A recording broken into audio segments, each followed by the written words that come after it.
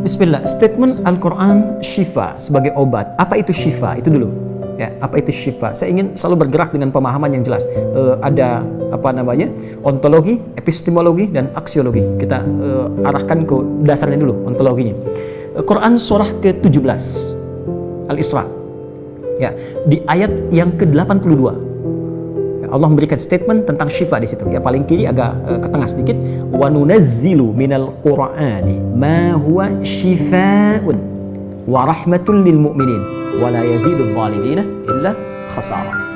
Wa nunazzilu minal Qur'an, dan kami turunkan dari ayat-ayat Quran itu, minnya tab'id, menunjuk pada sebagian. Nanti ayat Quran itu punya banyak keutamaan. Setiap ayatnya itu keutamaan pedomannya ke A, keistimewaannya bisa A, nanti yang lain bisa B, bisa C. Ada terkait dengan penyakit, ada terkait dengan kesuksesan, ada terkait dengan karir, dengan macam-macam. Ya, itu bimbingan yang kompleks dan sangat luas. Nah, ada sebagian ayat Quran itu yang ayatnya memberi petunjuk, langsung berfungsi sebagai syifa. Ya, wa rahmatul lil mu'minin, ada ayat lain berfungsi sebagai rahmat. Tapi ingat, lil mu'minin, bagi orang-orang yang yakin, tanpa ragu.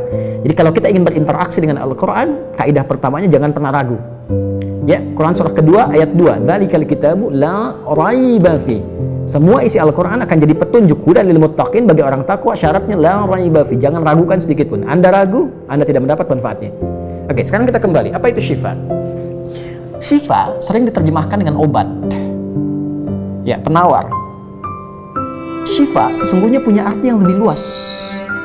Ya, obat itu di dalam Al-Quran, bahasa diksi Al-Quran, juga hadis, bahkan standar bahasa Arab biasa, itu setidaknya punya dua ya, diksi dari dua kasus yang terjadi. Ya. Satu begini, jika penyakit ya, yang butuh obat, penyakitnya itu berupa penyakit fisik saja, secara fisikal. Misal, saya katakan misalnya sakit gigi, fisik ya, fisik saya yang kena. Kemudian sakit perut, sakit kepala. Itu penyakitnya disebut dengan daun. Oke? Penawarnya, obatnya disebut dengan dawaun. Ini. Baik kan? Ya, karena itu ada kalimat begini yang disandarkan pada Nabi SAW, likulli da'in dawaun. Di setiap penyakit fisik itu mesti punya keyakinan pasti ada obatnya. Jelas ya? Nah, yang kedua, ada jenis penyakit terkait dengan fisik juga, tapi sudah melewati batas-batas dawa. Jadi ini menggunakan obat medis standar, ya, ini susah. Bahkan sebagian mengatakan, dokter mengatakan, wah ini nggak bisa nih, udah give up gitu kan? It's impossible, ini nggak mungkin, ya. Jadi sudah give up di sini, udah nggak memungkinkan. Nah, atau yang kedua, penyakitnya tidak terkait dengan fisik secara langsung, tapi ada yang terkait dengan aspek-aspek psikal, ya, secara psikologis. Penyakit hati, iri hati, dengki, dan dendam, dan itu juga berpengaruh kepada fisik, tapi sudah melampaui batas fisik. Orang iri hati kan fisiknya terganggu, kayak nak makan, kan? Ya, pusing, tidur, bahkan tidur pun masih nggak enak, ngigonya juga masih dengki juga, gara-gara kamu nih tidur. masih keluar kalimat itu, ya, nggak enak kan? Dan nggak mungkin berobat mencari dawa, nggak mungkin. Ya, silahkan cek ke rumah sakit, ada poli dendam. Poli iri hati, nggak mungkin, ya. Yang ada poli gigi, poli mata, kan? Ya, poli iri hati, poli dendam, nggak ada. Poligami nggak ada di rumah sakit. Anda nggak mungkin menemukan itu, ya. Nah, maka penyakit yang lebih lekat kepada aspek non fisik itu seringkali diistilahkan oleh Al-Quran dengan kata marad, namanya maradun, ya, penyakit hati. Karena itu ketika Allah menyifati orang munafik yang hatinya bermasalah, Allah tidak menyebutkan kata daun, tapi menyebutkan kata marad. Silahkan cek di Quran surah kedua Al-Baqarah ayat 10. Fi qulubihim marad. Ya, di dalam hati mereka ada penyakit. Hati yang di sini bukan hati fisik ya, tapi sumber kehidupan kita. yang ditetapkan oleh roh. Nanti ketika fisik itu mulai sempurna selama 4 bulan jadi mudghah. Jadi kan ada 3 tahapan seperti kita ketahui, ya. Dari mulai di Al-Arba'in, kalau kita baca Al-Arba'in, Al-Imam An-Nawawi, hadis nomor yang keempat, ya, Abdullah bin Mas'ud radhiyallahu ta'ala anhu qala Rasulullah sallallahu alaihi wasallam huwa as-sadiqul masduq inna ahadakum yujma'u fi batni ummihi 40 yawman nutfah. 40 hari pertama ya, itu baru berbentuk penyatuan, perpaduan antara spermatozoa dengan ovum, thumma yakunu alaihi 'alaqah, kemudian mithla dzalika 'alaqah, 40 hari kedua berbentuk zigot yang telah menempel di dinding rahim, thumma yakunu mithla dzalika mudghah, 40 hari ketiga berbentuk mudghah, daging keratan. Bahkan sudah jadi bahasa sekarang ya di masa bahasan janin ya, di kurikulum kedokteran saya lihat redaknya sama, mudghah ya. Nah, dalam fase ini kemudian ditiupkan roh ya, wa yursalu alaihimul malak, alaihil malak, dan diutus malaikat, wa yu'maru bikatbi arba'in, dan diperintahkan menetapkan 4 hal.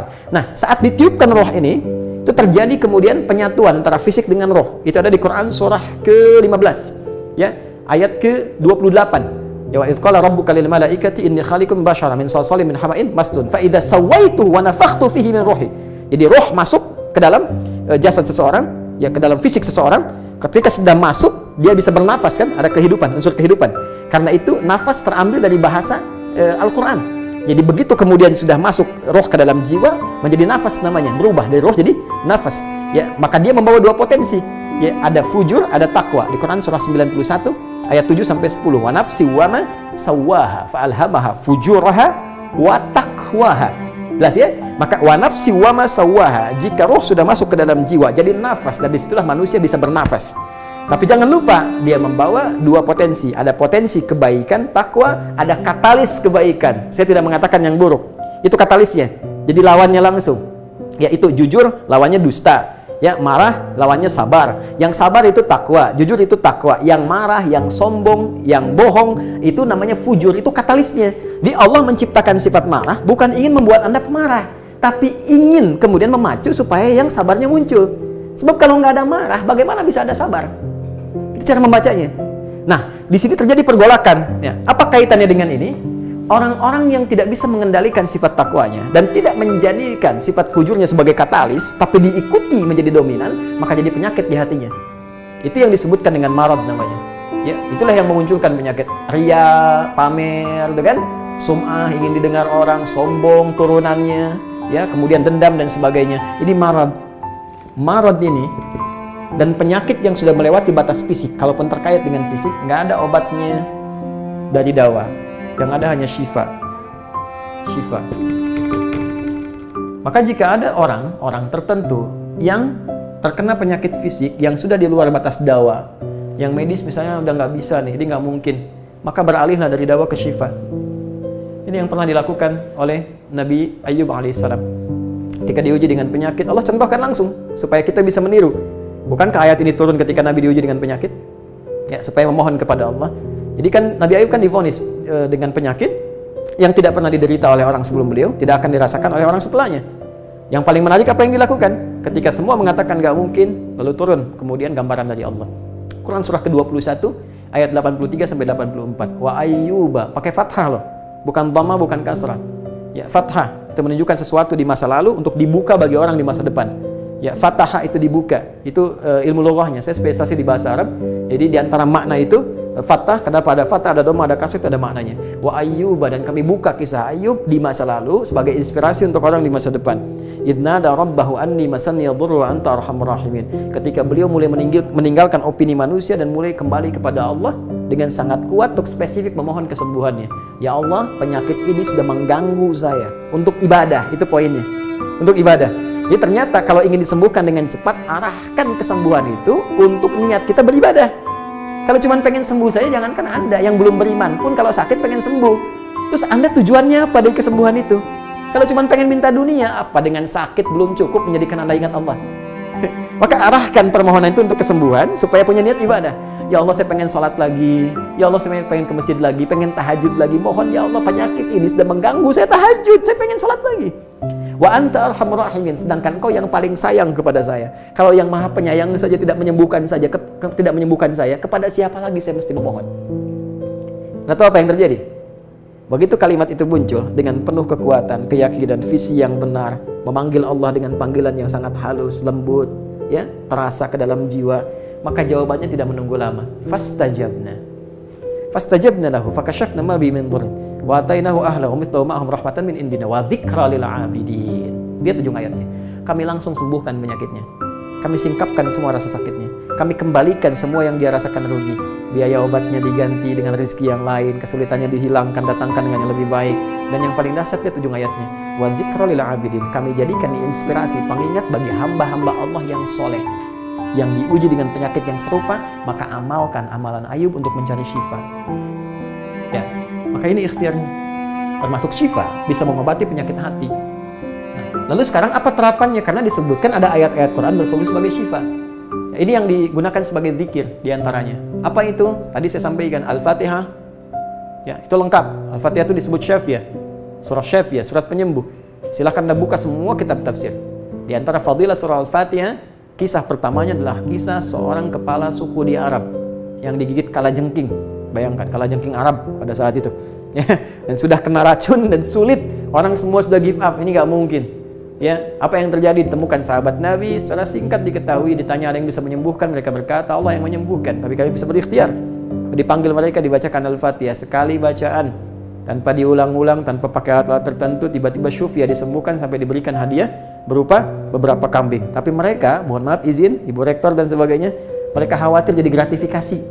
Dibawalah kambing itu kepada Nabi, disampaikan, boleh nggak makan dari sini? Jawab Nabinya apa? Dari mana kalian tahu kalau surat itu bisa berfungsi menyembuhkan? Al-Fatihah. Tapi gimana cara baca Al-Fatihahnya? Karena dulu orang sekali baca sembuh, sekarang orang 1000 kali malah nambah penyakit. Apa yang salah?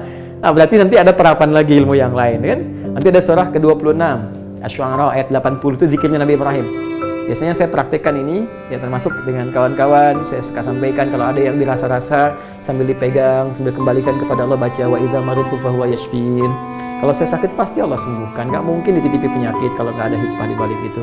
Ini saya amalkan saat diundang saya ke Kalimantan untuk ceramah, tiba-tiba ceramahnya ba'da maghrib, sore hilang suara. Hilang. Sama sekali nggak ada. Ya begitu sholat, ya kita sama amalkan tadi dengan penuh keyakinan, minta, ikhtiar juga, pakai fresh care gini, tapi kita minta ya Allah, ya wa idza maridtu fahuwa yashfin. Kalau saya sakit pasti Allah sembuhkan. Nggak mungkin ditugaskan kalau Allah nggak berikan perangkatnya, pasti diberikan. Nah, tahu apa yang terjadi? Begitu ngimamin maghrib, suara keluar, serak-serak, basah. Begitu tausiah, keluar sempurna. Ba'da isya nyambung, keluar sempurna. Habis ceramah, hilang lagi suara. Hilang lagi suaranya, supaya disuruh istirahat, gak banyak nanya orang gitu kan. Tapi itu menarik. Dan puncaknya tadi, Quran surah ke-21 ayat 83 sampai dengan 84. Tergantung kasusnya. Kalau di kasusnya misalnya kasus mohon maaf ya terkait dengan kehamilan, nanti ada lagi yang lain ayat-ayatnya ya. Bisa di Quran surah ketiga ayat 38 sampai 39, nanti di Quran surah ke-19 menjelang persalinan dari ayat ke-25 sampai dengan ayat ke-26, nanti di Quran pas kalau sudah berkembang janinnya, ada di Quran surah ke-7 misalnya ayat 189 dengan doanya dan turunan lainnya. Bahkan bisa diamati teman-teman yang di SPOG misalnya atau di kebidanan, ada nanti ayat-ayat spesifik Quran surah ke-22 ayat yang kelima, ya ada di Quran surah ke-23 Al-Mu'minunnya ya ayat 11 sampai 13 itu lengkap sekali. Kita bisa gali sampai ke situ. Itu yang kita maksudkan syifa. Jadi keluarkan ayat-ayatnya, tapi bukan sekedar dibaca, dalami isinya. Sehingga paham apa yang harus dilakukan. Karena di sini nanti ada konsep ikhtiar juga. Ikhtiarnya bagaimana, ya secara medisnya seperti apa, dan pertolongan kepada Allahnya bagaimana. Terakhir Nabi pernah datangi seseorang, dia minta disembuhkan. Ya Allah, ya Rasulullah, si fulan sakit, tolong sembuhkan.